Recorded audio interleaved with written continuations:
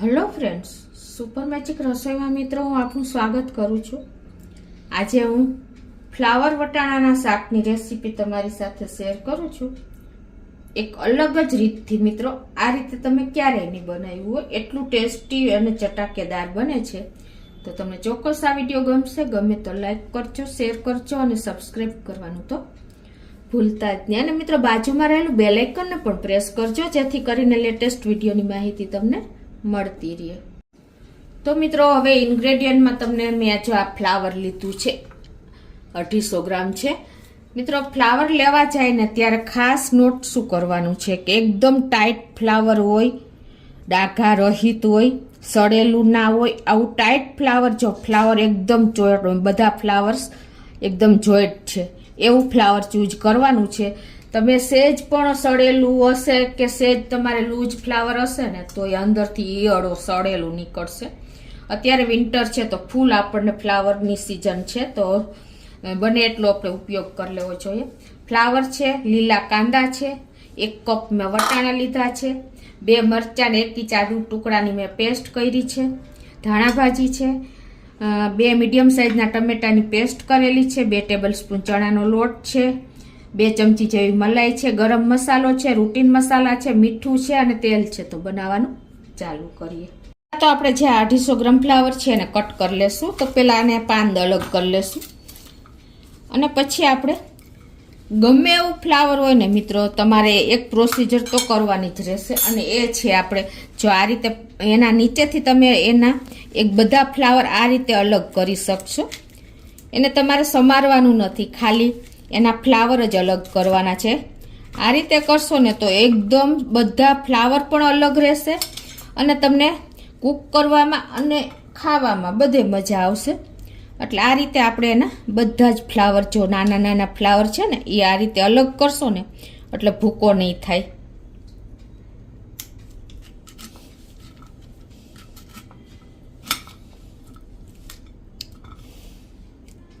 તો આ રીતે જો આપણે બધા ફ્લાવર અલગ કરી લીધા છે।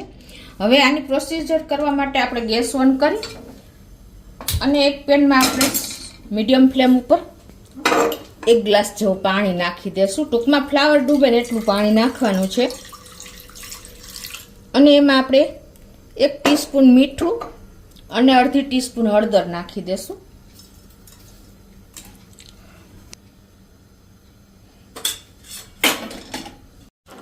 અને હવે આ ફ્લાવર જે સમાર્યું છે ને એ આપણે આમાં જ નાખી દેશું। એકવાર તો મેં ઓલરેડી ફ્લાવરને ધોઈ જ લીધું છે અને તે પછીની આ પ્રોસીજર આપણે કરીએ છીએ, એટલે કાંઈ પણ જીવાત હશે ને એ પાણીમાં આવી જશે। જો આપણે ખાલી પાણી જ ગરમ થાય ને એટલું જ કરવાનું છે। તો પાણી ગરમ થઈ ગયું છે ને ગેસ બંધ કરી દેશું અને આને આપણે 10 થી 15 મિનિટ આ રીતે જ રાખશું। અને હવે જો મેં મીડિયમ સાઇઝની 3 ડુંગળી લીધી છે, એને પણ આપણે મીડિયમ એવા પીસમાં સમારી લેશું। અને આ મિત્રો આપણે લીલી, અત્યારે સિઝન છે તો લીલી ડુંગળી લીધી છે અને તમે જો લીલી ન મળે ને તો તમે સૂકી પણ લઈ શકો છો અને ન ખાતા હોય તો સ્કીપ પણ કરી શકો છો। તો આ રીતે આપણે એને સમારી લેશું। તો હવે જો આપણું ફ્લાવર પણ એકદમ થોડું થોડું સોફ્ટ થઈ ગયું છે તો એને આપણે એક બાઉલમાં લઈ લેશું નિતારીને। હવે જે આપણું આ ફ્લાવર છે ને એને મેં નિતારીને લઈ લીધું છે। આ ફ્લાવરને આપણે મેરિનેટ કરવાનું છે। તો 2 ચમચી જેવો આપણે ચણાનો લોટ નાખી દેશું। એકદમ ટેસ્ટી આ શાક બનશે અને એમાં આપણે મસાલા કરશું। તો 1 ટીસ્પૂન જેવું કાશ્મીરી લાલ મરચું, અડધી ટીસ્પૂન જેવી આપણે ધાણા જીરું,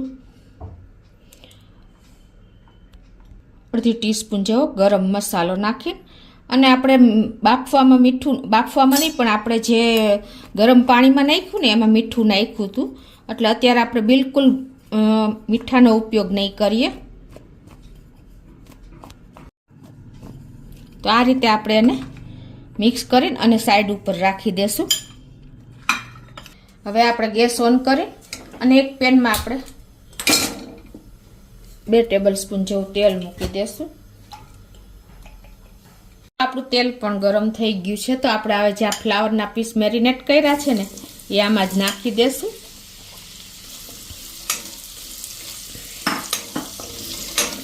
અને એને આપણે સ્લો ફ્લેમ ઉપર જ આ રીતે કૂક થવા દેશું ઢાંકીને.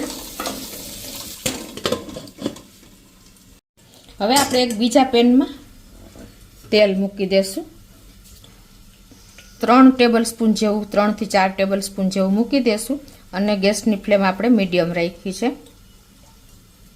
અને આ બાજુ જો આપણે વચ્ચે વચ્ચે ફ્લાવરને ચલાવતું રહેવાનું. અને આપણે 2 ટેબલ સ્પૂન જેવું પાણી નાખી દેશું એટલે ફ્લાવર આપણા સરસ 70 થી 80% જેવા જ કૂક કરવાના છે. આપણું તેલ પણ ગરમ થઈ ગયું છે તો એમાં આપણે વઘાર કરી લેશું. તો 1/4 ટીસ્પૂન જેવી રાઈ, 1/2 ટીસ્પૂન જેવું આખું જીરું અને 1/4 ટીસ્પૂન જેવી હિંગ નાખી અને આપણે એમાં આદુ મરચાંની પેસ્ટ નાખી દેશું. આ 2 લીલા મરચાં ને 1 ઇંચ આદુ ટુકડાની મેં પેસ્ટ કરી છે.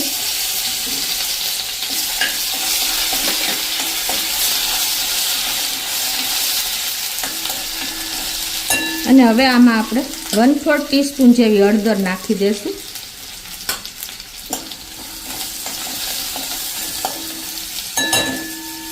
અને આપણે જે આ લીલા કાંદા સમાર્યા છે ને એને આપણે આમાં વઘારમાં નાખી દઈશું.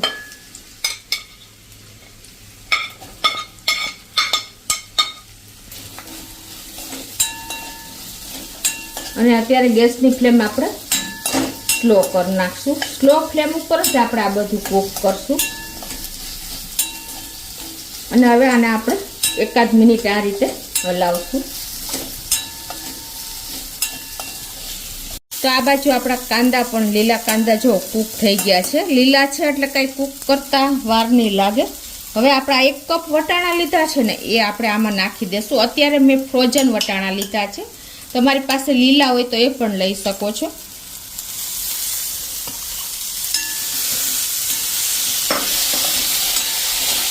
અને આ રીતે 1 મિનિટ આપણે વઘાર સાથે જ વટાણાને મિક્સ કરતા રહેશું અને હલાવી લેશું. 1 મિનિટ થઈ છે આપણે કૂક કર્યા એને. અને હવે એમાં ટેસ્ટ એકોર્ડિંગ આપણે 1/2 ટીસ્પૂન જેવું મીઠું નાખી દઈશું.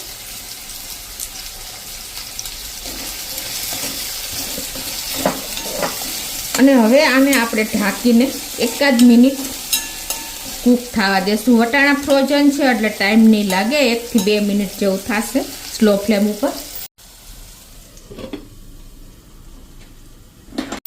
અને આ બાજુ જો આપણું ફ્લાવર પણ 70 થી 80% જેવું કૂક થઈ ગયું છે.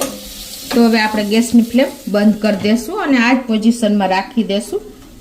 તો 2 મિનિટ જેવું થયું છે અને જુઓ આપણા વટાણા પણ કૂક થઈ ગયા છે 70-80% જેવા. હવે આમાં આપણે જે આ 2 ટમેટા, મીડિયમ સાઇઝના ટમેટાની પ્યુરી કરીને નાખી દેશું.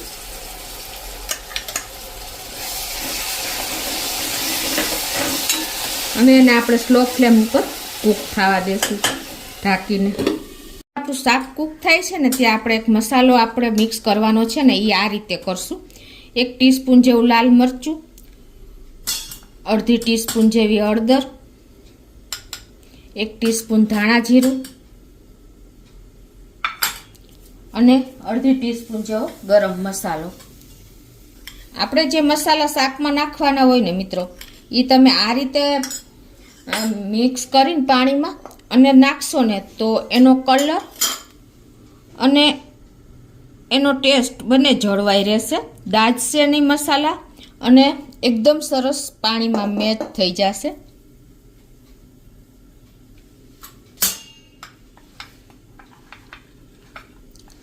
આપણા દાદી નાની આ રીતે જ મસાલાને પાણીમાં મિક્સ કરીને અને પછી વઘારમાં નાખતા, એટલે ક્યારેય વઘાર પણ ન દાજતો અને મસાલા પણ એવા સરસ સંતળાઈ જતા. આને પણ આપણે 2 થી 3 મિનિટ થઈ છે અને ટમેટાની પ્યુરી નાખ્યા પછી તો એને આપણે મિક્સ કરી લેશું. જો આપણે ટમેટાની પ્યુરી સ્લો ફ્લેમ ઉપર જ કૂક કરવાની છે. આપણે હંમેશા શાક મિત્રો આપણે સ્લો ફ્લેમ ઉપર બધા ઇન્ગ્રેડિયન્ટ કૂક કરશું ને તો એકદમ સરસ આપણું શાકનો ટેસ્ટ એટલો સરસ આવશે અને શાક પણ એટલું જ સરસ કૂક થઈ જશે. હવે આ સ્ટેજે આપણે જે આ મસાલાની પેસ્ટ કરી છે ને પાણીમાં એ નાખી દેશું.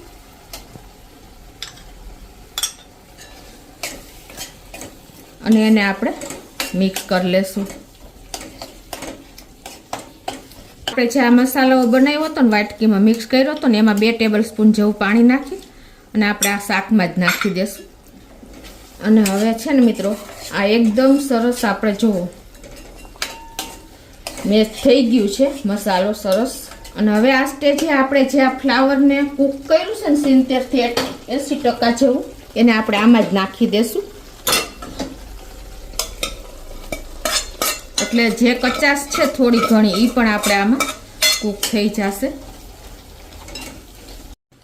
અને મિત્રો આપણું ફ્લાવર કૂક થઈ ગયેલું છે, વટાણા પણ કૂક થઈ ગયેલા છે. એમ છતાં તમને એમ લાગે કે પાણી 1-2 ટેબલ સ્પૂન નાખવું છે તો આ સ્ટેજે તમારે નાખી દેવાનું. અત્યારે હું 2 ટેબલ સ્પૂન જેવું પાણી નાખું છું. અને હવે આને આપણે ઢાંકીને 3 થી 4 મિનિટ જ કૂક કરશું. તો 5 મિનિટ જેવું થયું છે અને જુઓ આપણું તેલ પણ છૂટું પડી ગયું છે. સ્લો ફ્લેમ ઉપર જ આપણે એને આ કૂક કર્યું છે ને મિત્રો એકદમ લસલસતું આપણું શાક. તો હવે આ સ્ટેજે તમારે જો આપણે ટમેટાની પ્યુરી એડ કરી છે, તમે ખાંડ નાખવી હોય તો 1 ટીસ્પૂન જેવી ખાંડ નાખી શકો છો અને સ્કીપ કરવી હોય તો પણ કરી શકો છો, પણ નાખો તો ટેસ્ટ બહુ સરસ આવશે. અને લાસ્ટમાં આપણે કસૂરી મેથી 1 ચમચી જેવી નાખી દેશું.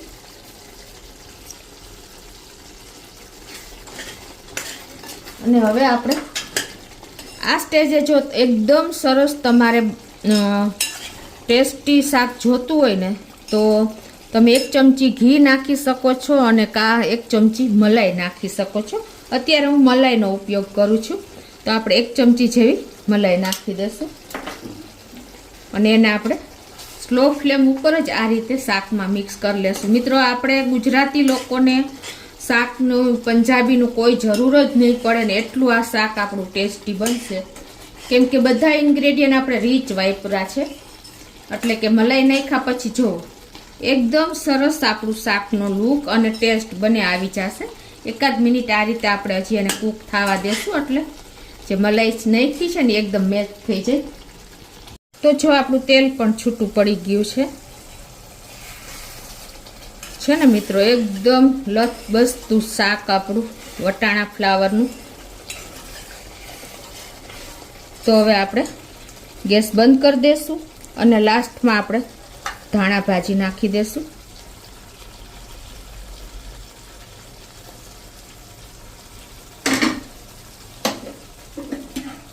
અને મિક્સ કરી આપણે સર્વ પણ કરી દઈએ. જો મિત્રો શાકનો લુક જો અને શાકની કન્સિસ્ટન્સી જો છે ને મિત્રો જોઈને ખાવાની ઈચ્છા થઈ જાય ને એવું આપણું શાક આજે રેડી છે. તો આપણે સર્વ પણ કરી દઈએ.